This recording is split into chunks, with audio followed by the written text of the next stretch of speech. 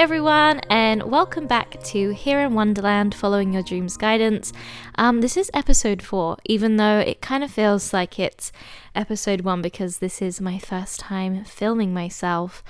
Recording the episode. Though, in saying that, I did actually record myself last episode, but that was just me, for 10 minutes, rambling in my pajamas, being all snotty and gross, because I was sick, but I still really, really wanted to film because I love doing this, and I feel like I am now fully into my dream journey in lots of ways. I've had quite a few dreams now, now that I've recorded them since mid-April, and we are now at the end of June, so that feels pretty cool.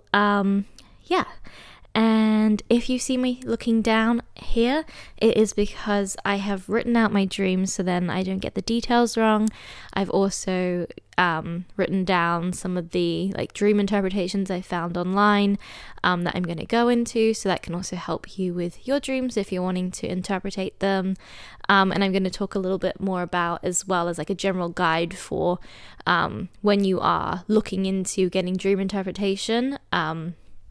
Things that make a difference depending on, who you are. And anyway, I'm going to bang on about that later. So we're just going to, get into this. So I feel very accomplished because, this is episode 4, so that feels like, we're making some leeway. We've got a backlog of dreams to look at, which is cool.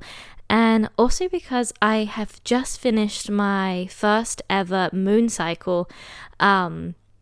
I think I read out the intentions on episode 1. And this is the first time really I've ever stuck to something I've set. How you do resolutions for New Year's Eve and whatever. I don't think I've ever stuck to them because I've given myself the most ridiculous intentions really. And the month that I have followed them, I gave myself a lot more foundational things that I wanted to build on. So just sharing my essence with the world, which at the time I thought was the weirdest thing to say in the world because I didn't understand that essence was really super normal, and almost everyone says essence anyway, but I'm sharing my essence with the world, and oh my god, I can't remember them all, but just not forcing decisions, and there was just a lot more soft intentions, and by doing that I was able to achieve so many of the things that I've been putting off forever because I have been expecting myself to get from A to Z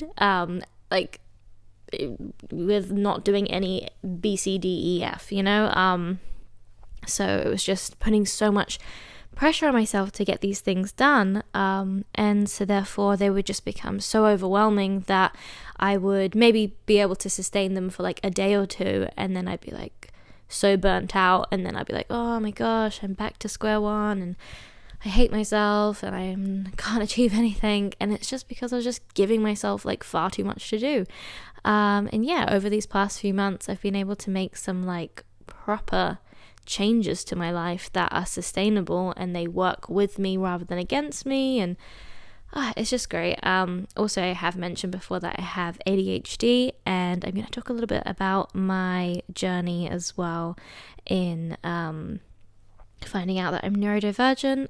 Also, my voice sounds really low, but I don't know why. I think maybe because I'm still recovering-ish from having the cold, that I sound a little bit more husky, which, kind of sounds smexy, so I'm kind of living for it. Anyway, yay for me because I feel really accomplished. I can't believe I stuck to them all. Sorry, I'm just reading off prompts that I've put. I started writing this episode before getting sick, so I just a little peek behind the curtain here. I usually write down, what I'm going to be talking about, my dream and everything, just because then I feel I keep the conversation a go because of my ADHD and getting off track. So I'm going to be talking about lots of random things here. And speaking of me in the past and being a kid and all that, I'm actually going to be talking about my teenage years because in this dream I basically meet myself past version me, present me, and future me, which is just, it's like, this dream to me is potentially one of the most prominent, if not the most prominent dream I've had in the last couple of months, just because I feel like there was so many lessons in it that are still unfolding now, and they have developed, and then I've had, actually saying it's the most prominent is probably a bit intense. I've had honestly quite a few crazy cool adventures these past few nights of sleep, but it's just one that I think about a lot, because I guess meeting myself at all these different ages and kind of that realization that there's different versions of you out there is like wild, as in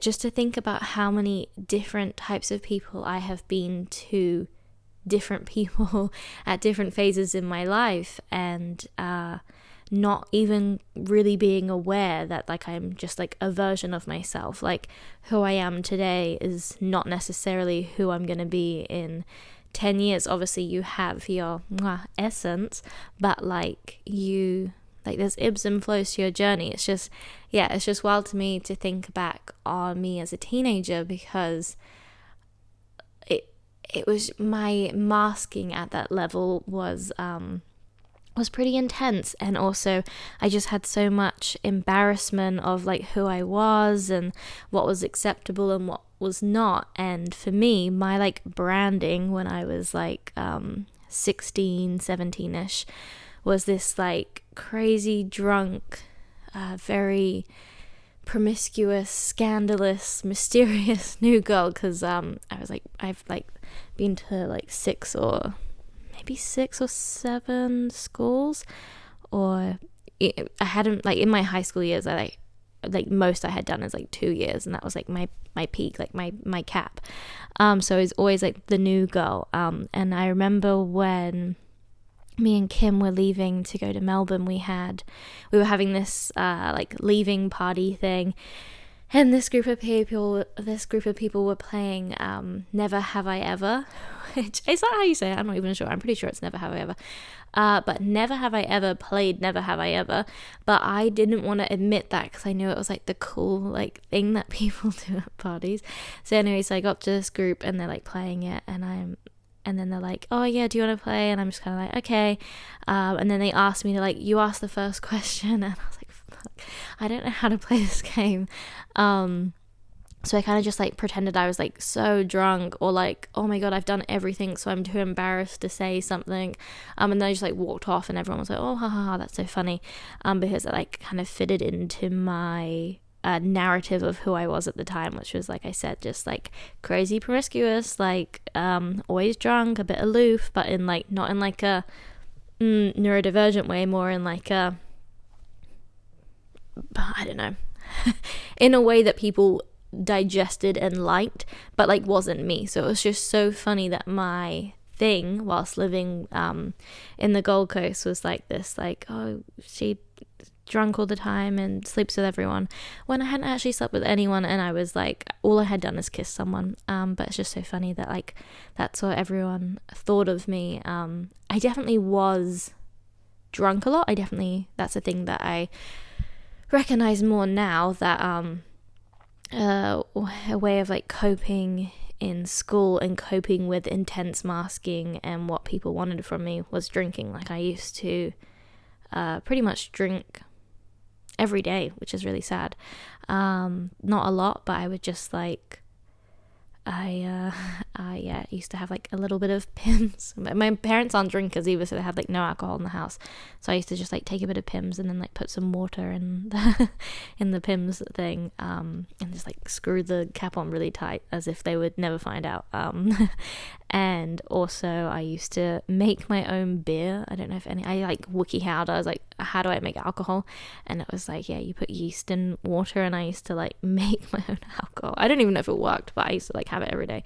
I remember taking it with me to school, and it exploded in my bag. Anyway, that's like a very like another story for another time. But yeah, it's just so funny to think of like who I was at that time, and I didn't know that I was neurodivergent. And the reason I want to talk about this is because it does play a massive part in my past and who I am and who I have been to other people. And it's crazy to me that I didn't realize I was neurodivergent until 2 years ago.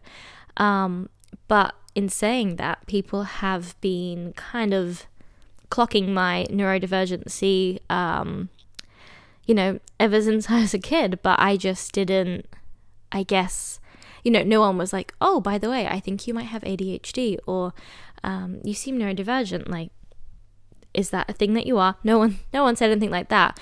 It was more so little like sideway comments, as in when I was younger, it was like things like, oh, you're away with the fairies and you're so ditzy and clumsy. And I remember my friend said to me that I was the smartest, dumbest person she had ever met. And at the time, I honestly thought that was like a killer compliment. Like, number one, like away with the fairies, I was like, amazing, like, yes, in another realm, I love it. Dolly J, they all seem like really like romanticized things, but I knew they weren't necessarily nice. And same with the like smartest, dumbest person. I was like, obviously I know she's not being necessarily nice about that, but I kind of took it as in like, oh, I'm like funny like a dumb person, but like clever like a cat, like a smart person. So I'll take it. And then there were other things that people would say, like, I remember another friend said to me that if I wasn't pretty, I'd be sitting with all the weird kids. And that one was kind of hard to take as a compliment. I don't think I really did think of that as a compliment, other than being called pretty. I was like, actually, no, at the time I kind of think I did take it as a compliment. I think I took everything almost as a compliment, which I have like mixed feelings about. In some ways I'm kind of like iconic that I take everything that people say about me as like a nice thing rather than a mean thing, but then at the same time then it like takes me a while to like process the emotions behind that, if that makes sense, as in like a little bit of the trauma of what comes with that. It's like, oh wow, yeah, like people have kind of been calling me out for my neurodivergency for a very long time, but I think I took it as a compliment because I was like, I like being weird. I like the weird kids. I wasn't really like in a particular group. I don't know if anyone else can relate to this, but being new / being slightly different, I was never in like one clique of a group. I was always like a floater. I was in like multiple groups, best friends with everyone, but at the same time friends with no one. Like, I remember like going on school holidays and I would like just spend 2 weeks just like being like, finally I can like relax. And I was just like, I'm just tired, I just want to sleep like for these 2 weeks, like please do not like see me at all, like I do not want to talk to anyone. But like that was probably more so down to the fact that just masking intensely and being this like wild, like making everyone laugh all the time and like always like being like on, like always being performative and always having stories to tell, and like she's got homemade beer in her bag and she's selling fudge at school. Like that, I did actually have a fudge business. I just always had like a thing going on that was like, I was like always like a novelty friend, and I always felt that as well. I always felt like I was novelty. I had this like sense that like I wasn't going to be in these people's lives for very long. I was just there to kind of like shine. That sounds so intense, but like just perform for like a short period of time and then curtain close, and then I can have a little rest and play Nintendogs or mermaids with my brothers when I get home and like basically be 12 years old. I mean, yeah, there's literally a gazillion stuffed toys behind me, and that's still like peak interest, and this is like almost 10 years later. But yeah, it's just so funny to think about who you were at this like at like different stages. And so yeah, me at 16 was just very, to other people, this like promiscuous, mysterious person, whilst to me I was like kind of that, but also just like exhausted all the time. But yeah, it's also wild to think that I didn't know I was neurodivergent till 2 years ago, and the only reason I know is because of TikTok. So I definitely have like a love-hate relationship with TikTok in the sense of that, like I think there's like so much good from it, and there's so much information, and like it's like a fun app, but then there's also like that like side to it. But I guess that's the same with everything. But yeah, it's kind of funny that that was my life. And yeah, looking back at it now, I definitely can like see it for what it is more, and I definitely think there's like good and bad for it. But I guess in lots of ways there is a part of me that wishes I wish I had known that I was neurodivergent at that time, so that I could have advocated for myself rather than feeling bad about myself all the time. And instead of taking those things as like compliments, I mean, maybe taking them as compliments, because why not?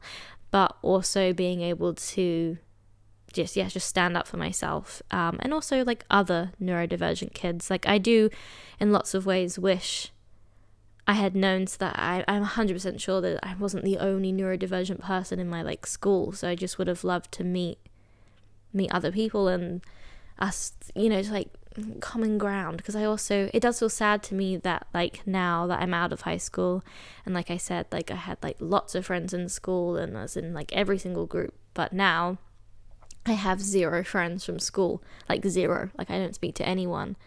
And it's like, it's weird to feel like almost like a ghost who like had like blips and dips into people's lives, and I had like best friends at the moment, but that's it. And then that, like, I don't know, I feel like I've always like missed out on having friends and having like proper connections and everything. And I don't want to get like too sad about that, but like I feel like it's harder when you're an adult to make friends, and also extra hard to make friends when like clubbing and drinks with the girls on the balcony is not really your vibe. And yeah, so it's just, that's the thing that I do feel sad about. I don't know why I'm talking about that. It's like kind of off subject, but yeah, I feel like that just gives you like a little bit of a rundown, I guess, in lots of ways of my high school experience. That's more so me when I was 16, but even when I was younger,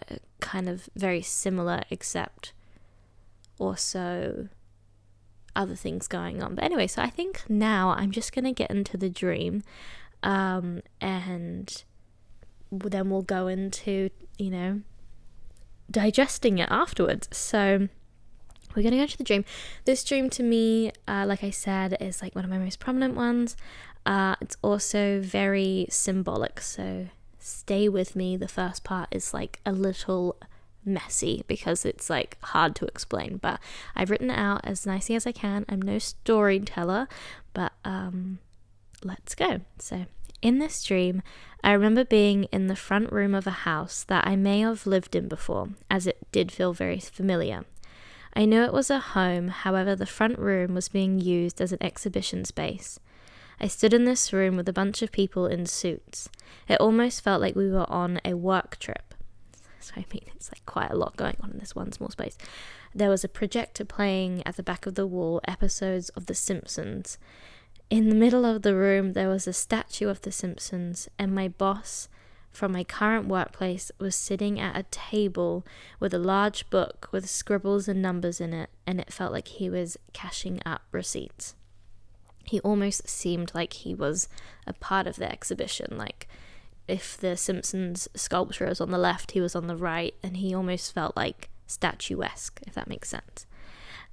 We were watching the episodes and being asked questions, like it was a pop quiz, as if we were being quizzed on The Simpsons, as well as like random stuff as well. The energy felt very serious though, rather than light. So whilst it was a pop quiz, it was as if it was life or death almost. After examining the artwork of The Simpsons and listening to the episodes, I turned to the person next to me and said, "Did you know The Simpsons are based on giraffes? And that's why Maggie has a pointy head, and they are yellow." I said it slightly seriously because I was aware of the energy of the room, but I was also completely aware of the fact that I was just making that up. And I also felt as if I was high in the dream. Like I felt like I was a little out of it. The person I told, who looked like a young child wearing a suit, looked up at me and gave me a funny look. They believed what I was saying, but they thought it was a strange thing to say, as we were meant to be taking the pop quiz seriously, and I guess they were wondering why I wasn't taking it seriously. They also seemed to be aware that the whole thing was strange, and they didn't quite understand why everyone was being serious, but they were also going along with it. I could sense that we both had this feeling that it was all a bit silly, but I also felt like the young child felt like they had to remain an insider, rather than me in the dream.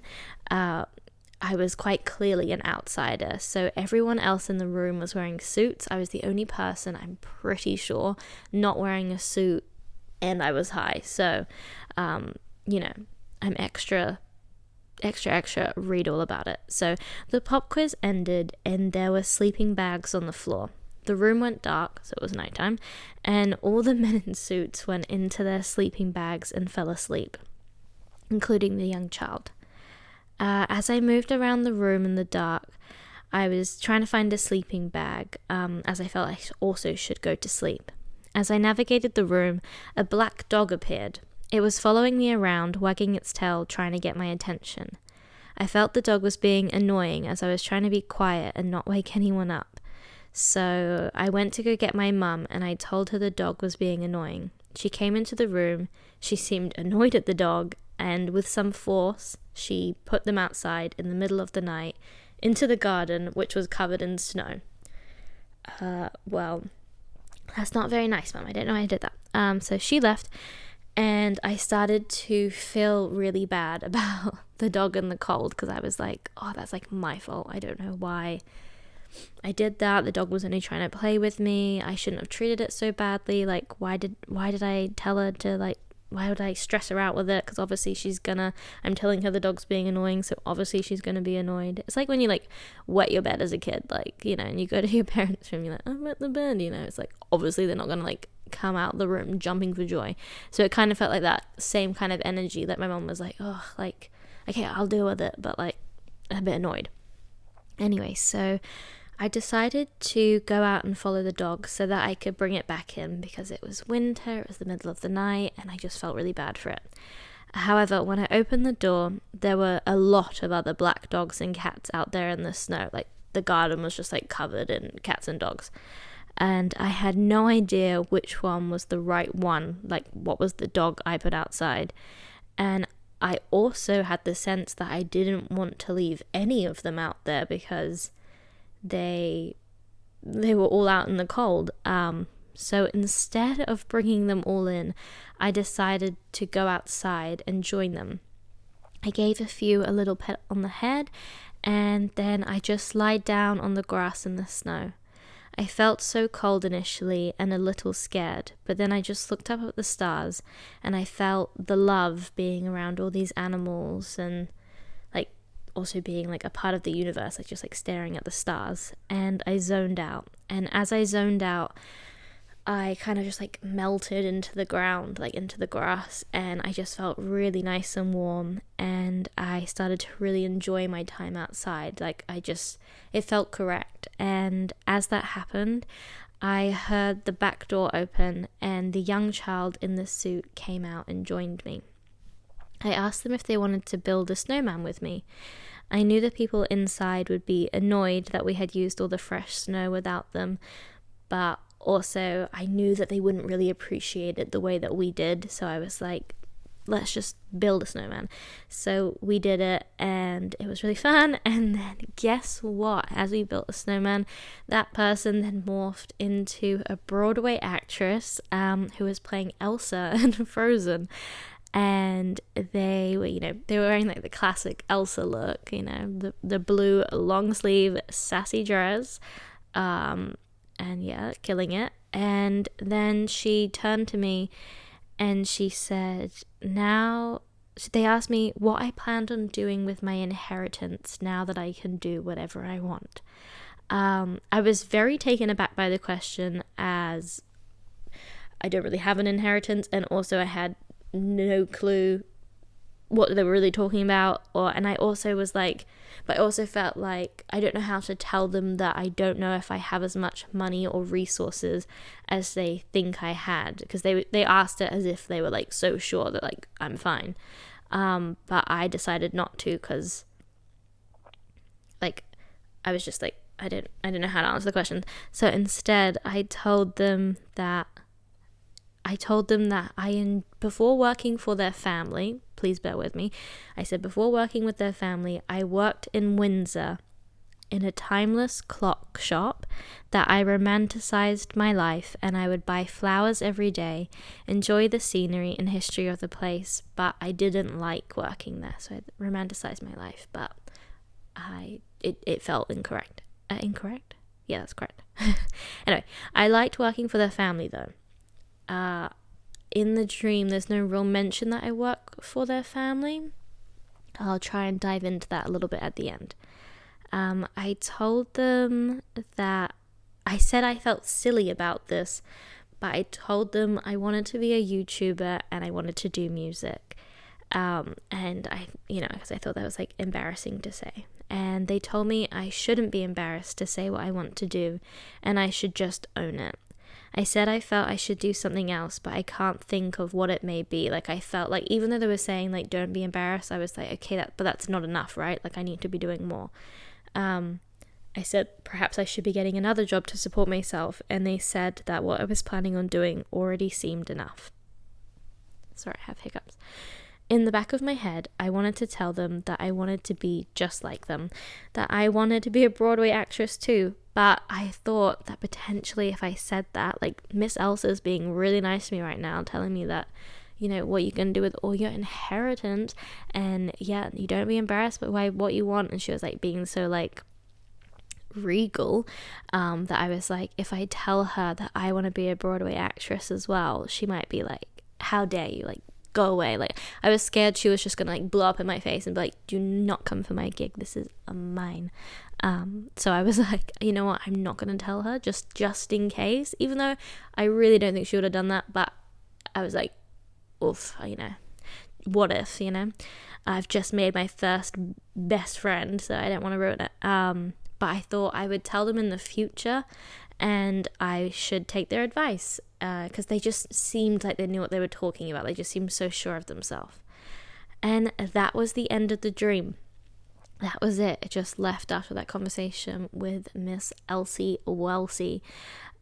So I did say at the beginning of this episode, I just wanted to talk a little bit about dream interpretation. So before we get into dissecting this dream, I just want to say with dream interpretation, no one knows you better than you know you. So if you have a dream and you see, let's say, snow, and you Google dream interpretation, snow meaning, and something comes up and I don't know, they're like, it means something, it's a bad omen or something.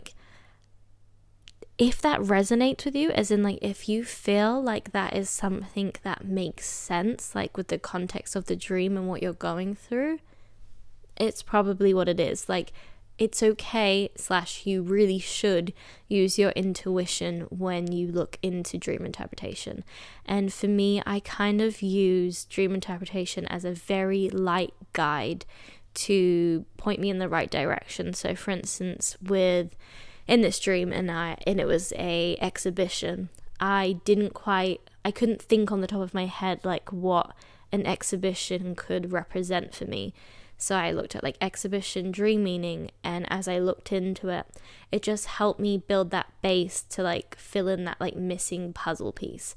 And then when I had that, I could use my own context of like, oh, okay, yeah, that makes sense with this and this and this, and piece it together. So I would just say with any of the dream interpretation things I'm saying to you, if you've had a dream about an exhibition and sculptures and my interpretation and what I've read doesn't resonate with you, use it as a base and then build up on your own meaning of that. It's also like, if you have, I've never owned a black cat or a black dog, so to me they represent something different compared to if I saw a white cat, because I've got a cat called Yuki, and so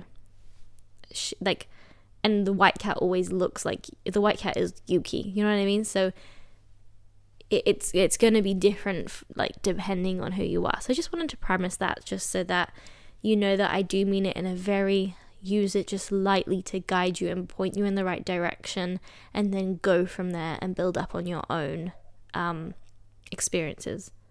That was a really weird noise. I hope you didn't hear that. Or maybe I do hope you heard that, because it was like a growling. Anyway, I'm getting sidetracked. But yeah, so just wanted to say that before we get into it.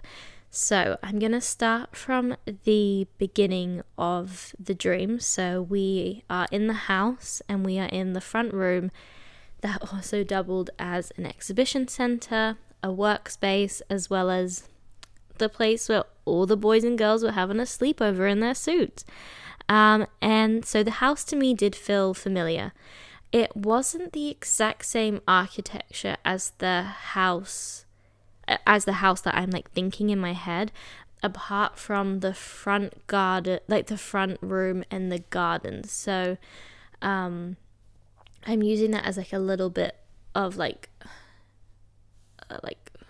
what's the word, context. So to me, the house that I'm thinking of feels familiar to the house I lived in when I was around 12 to 13 years old.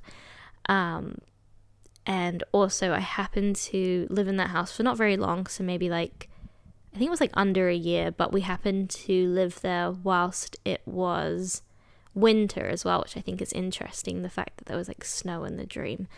And I don't think I have lived somewhere else where it's like snowed around in a house, but I don't know, that feels prominent to me. I feel like that was my brain's way of telling me, put yourself in the headspace of when you were like 12, 13 years old.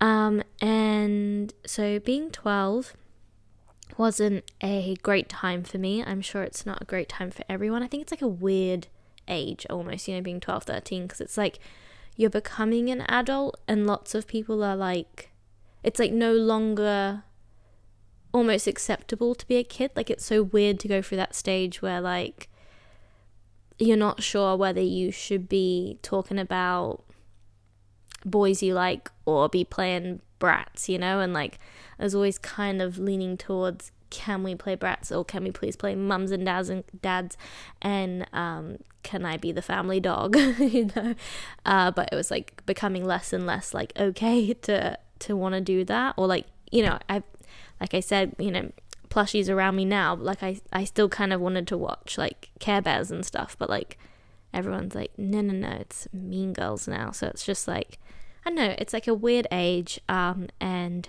regardless of that, I also was, I think it's like my first time being depressed. And yeah, so when I was like 12, 13, I also, as well as also wanting to watch Care Bears and play Nintendogs and not want to be an adult, I also was like flung into adult world in like quite a dark sense, if that makes sense.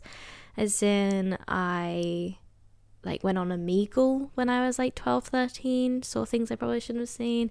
The like kind of things that people are talking about in school, there's like maybe like 2 or 3 people in your class that have already had sex, and that just seems like wild. Do you know what I mean? That just feels like, I mean, I do think like 13 years old is quite young to be having sex, but like, I guess that's like what happens in England, and I'd be hearing all these stories and things, and then I would just feel so like, I don't know, it felt like very like just pushed into like a very like intense like seedy world when I'm just like not ready.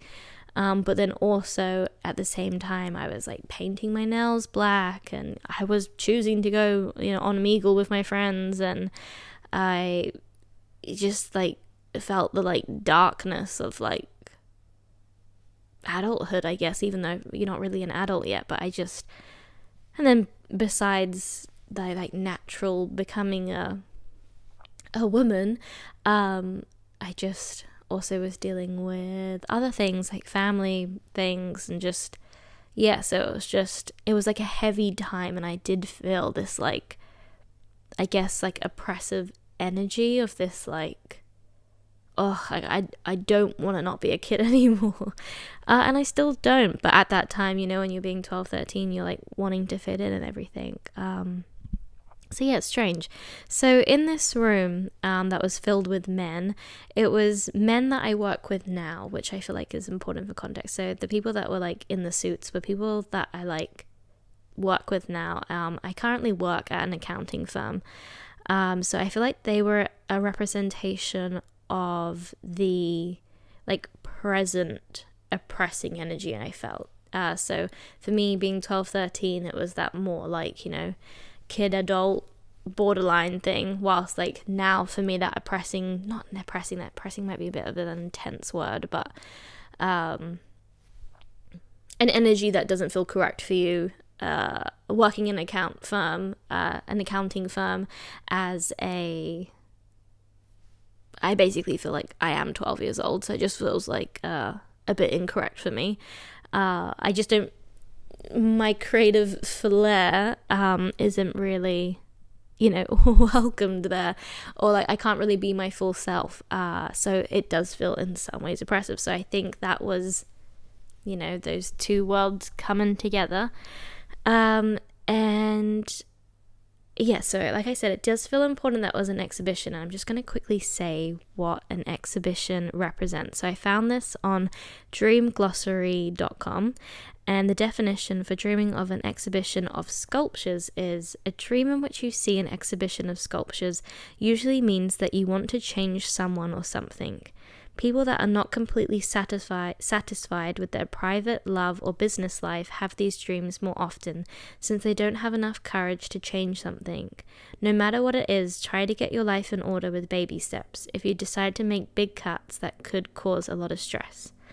At this time, I was thinking about quitting my job, because I was just like, I just can't do this anymore. Like, I just need to find something that feels more right for me. And I don't know, but I do think I am very grateful for this message in lots of ways, because I do think that would have been too big for me at that time. My baby steps is the way forward. It's the same with like setting my intentions with the moon cycle, baby steps. I just more so set intentions that just naturally guided my life in the direction I wanted to go.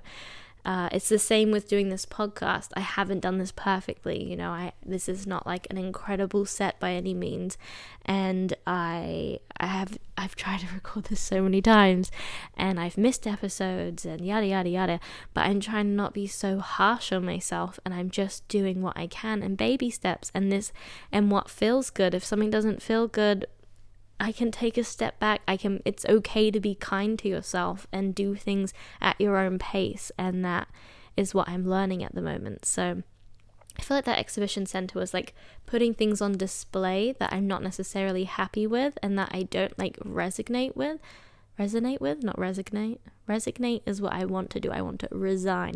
But anyway, that's a different thing. But yeah, it's like I'm just like taking my time, and that feels pretty good. Same with like Cat Scratch. So I have a song coming out in like a couple of days, and it might be out by the time you look at this episode. Please watch it if you would like to. It's called Cat Scratch, and I have really taken my time. Like I wrote the song in January, and then I filmed the music video in April, and I'm not releasing it until June because I just wanted to take my time with it and give it like proper love. It doesn't mean that I'm going to get any more than 10, 20 listens. Maybe not, but also maybe yes. But also it just vibrationally feels a lot better for me to do it in that way, instead of having this like feeling, this like overwhelming feeling like I'm never doing enough, I'm never going to be enough, because that has been a thing that has stopped me for as long as I can remember. I have always felt like I am not doing enough, and I need to be doing more, and I've almost been taking it too seriously, almost where that pop quiz plays a part, Pop quiz is meant to be fun.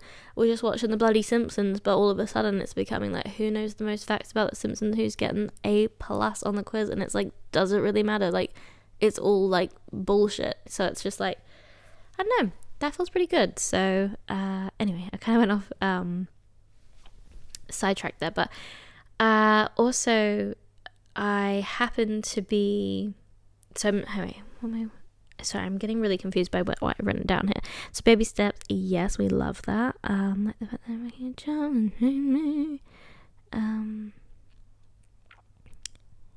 Yes. So in the dream, I did mention that present me, the person who is like POV me, is a little bit high, which I feel is a representation of me finally connecting to my higher self. We love a pun. So that is me connecting to my higher self, and I'm like tapping into this different source, which means that I'm viewing things in a very different way, and I'm able to be so much nicer to myself because I am all these versions of me, and it almost feels silly that I've been like beating myself up for like being myself for so long, whilst like now I'm just really going with it, and it feels amazing. And it also feels like the fact that I'm in that space where, you know, all these people in suits, or this energy that's like not for me. 12-year-old me is like struggling, and they're wanting to conform and, you know, just fit in, and they're wearing their cute little suit. And whilst like present me is not doing that. Present me is not wearing a suit. Present me is like saying random things, and I can tell I'm like a bit like jarring, you know, like I'm not quite like fitting in with the masses, and that genuinely feels really good. So yeah, I'm like kind of like mocking everyone, taking everything so seriously, and I'm trying to show to younger me that it's like, oh, it's okay. Like I'm kind of like showing them like we're all kind of just like making it up, like seriously, do not take it so serious. And younger me seems like she trusts me, but also seems a little bit scared and unsure. Also, I'm not sure if I mentioned that the younger person in this dream I believe is me, but there we go. If that's a reveal, that's a reveal. So the person, the 12-year-old that I like talk to in the dream, is like 12-year-old me. So the quiz is now over, and it's all of a sudden nighttime. It's all dark, and the thing that I find interesting here is happy-go-lucky high me all of a sudden like switches and becomes a bit panicked and a bit like, oh my gosh, okay, it's quiet, I need to find a sleeping bag, and the dog appears, and I'm like, oh my god, like not right now, like what are you doing?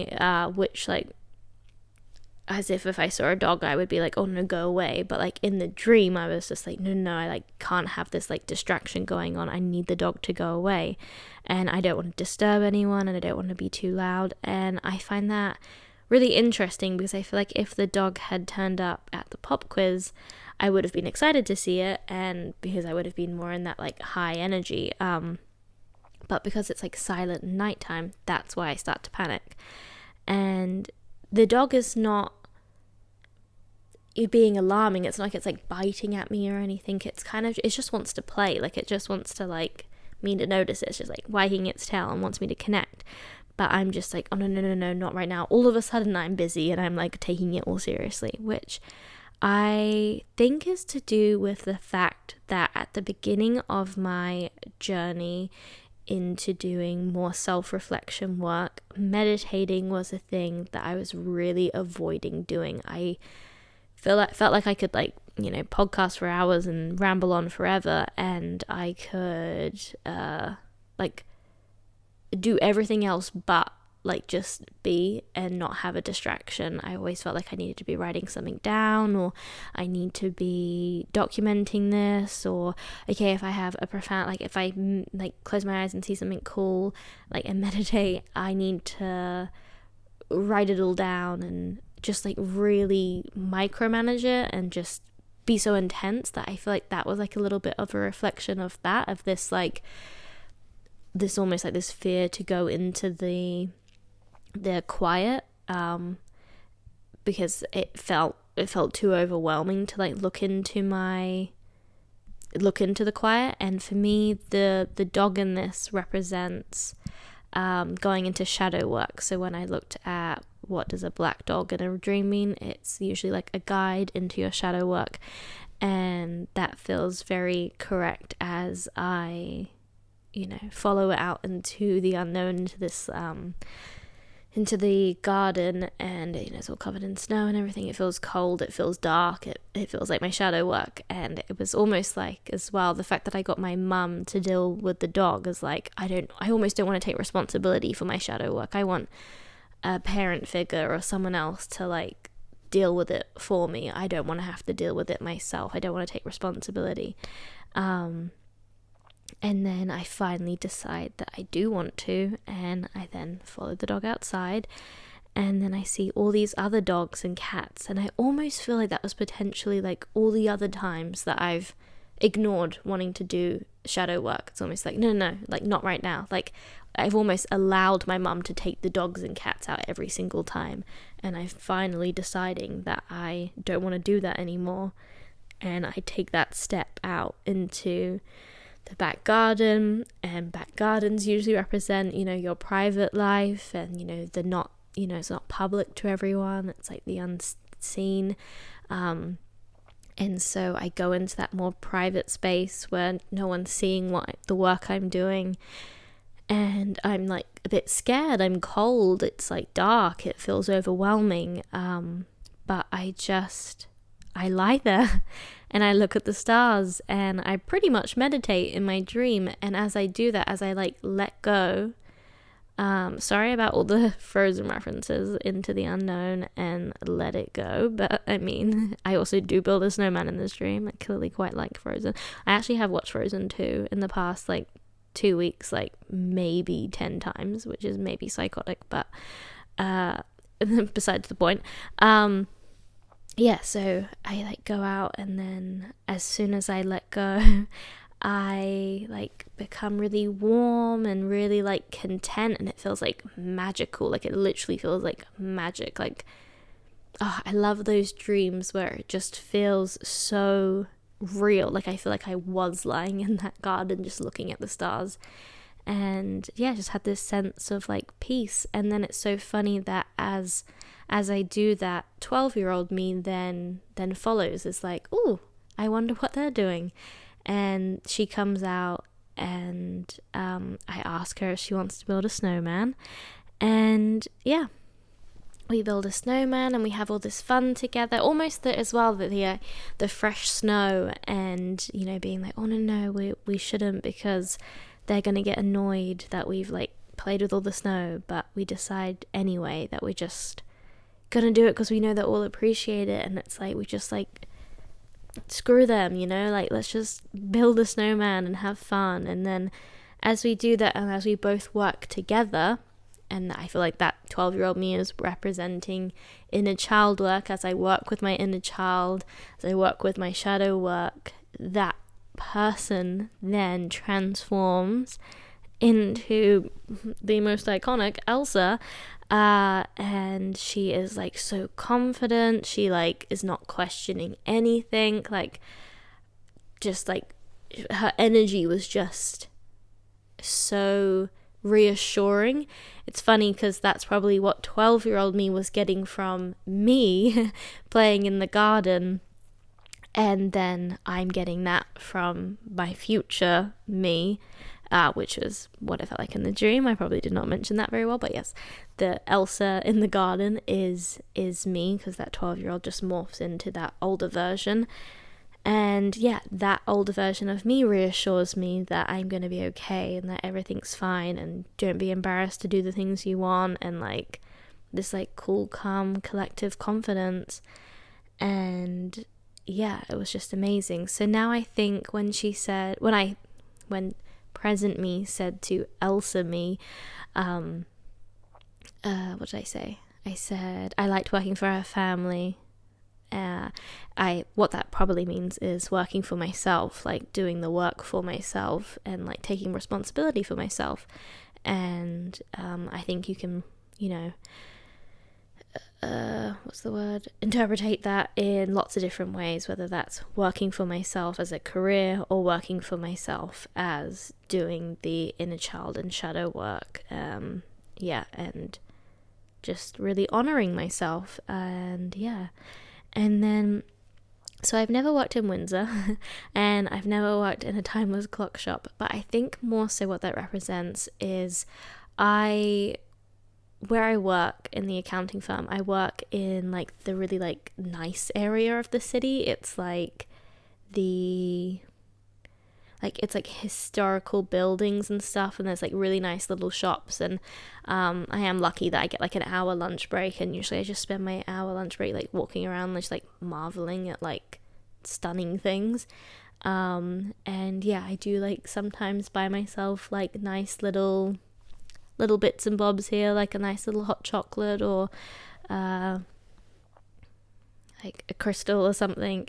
And I think that is that representation of what I'm doing currently, which is doing nice things, like romanticizing it, but it doesn't feel as good as when I work for myself. And it feels like it's just like a timeless loop. The timeless clock shop, I think, represents the other times in life where perhaps I have done that. And yeah, so it's just like a reminder that I want to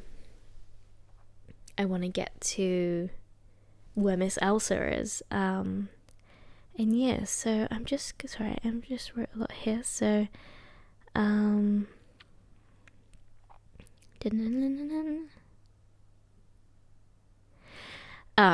and then when she says I shouldn't be embarrassed by myself,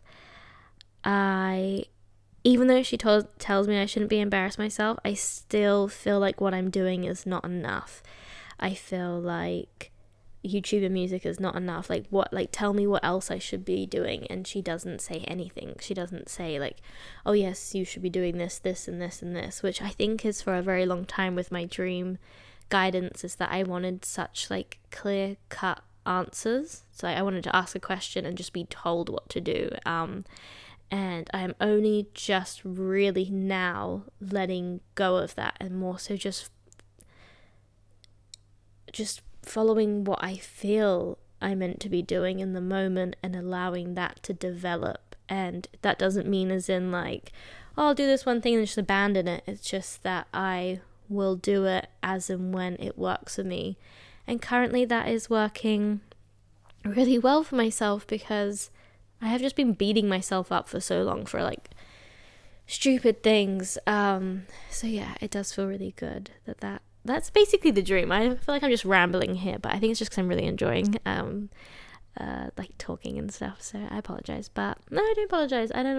I need to stop apologizing for myself as well, and apologizing for being who I am, which is a rambly person. So yeah, that was the dream, and I genuinely think about it all the time, and I think about it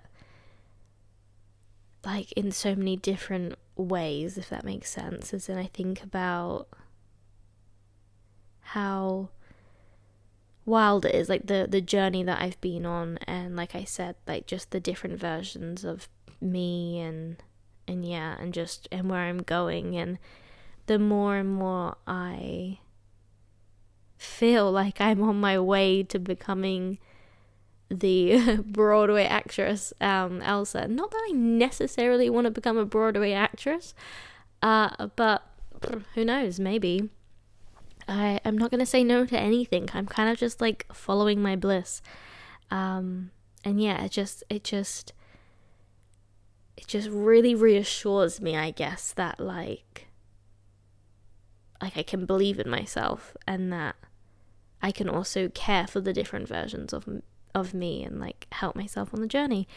And yes, that's like pretty much it. So I'm gonna stop rambling. Yeah, I'm just honestly just like I am dolly daydreaming into the dream that I had. And yeah, I really hope that someone is listening to this episode and it helps them with their journey. And if you're having any dreams and you want any help interpreting it, please DM me. I love it. I would love to help you figure out what it is that you might be having, or if you're new into lucid dreaming, or anything. Honestly, you just want a little chat. I am just always open for that, and just offering a little bit of peace and love to you.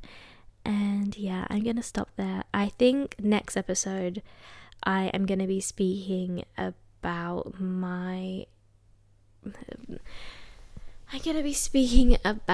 the recent journey I have been having about the way I look, which is still an area that I'm working on, so it's going to be a little bit more raw, I suppose, because this dream is from the beginning of June and it's currently the end of June, so I feel like I've really had the month to really like simmer on it and like understand it, if that makes sense. And I've recently been having more dreams about the way that I look. I had this very, very cool dream, which I'm really excited to talk about. But it's just basically to do with the way I look, stopping myself from going for lots of things because I don't feel attractive enough. And I went through a period of not wanting to wear makeup because it felt worse putting makeup on and hating the way I look than it did just being like, well, I'm not wearing makeup, that's why I look ugly. Anyway, so I'm sidetracking into that because I guess it's like what I'm thinking about right now, but I'm going to speak about that in a lot more detail if you're interested, and also if you're struggling with it, it might be a good listen for you.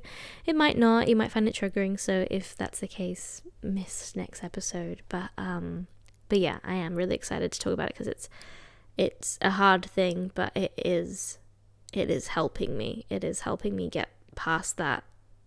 But as with everything, it is ebbs and flows, and some days I feel better about it than others.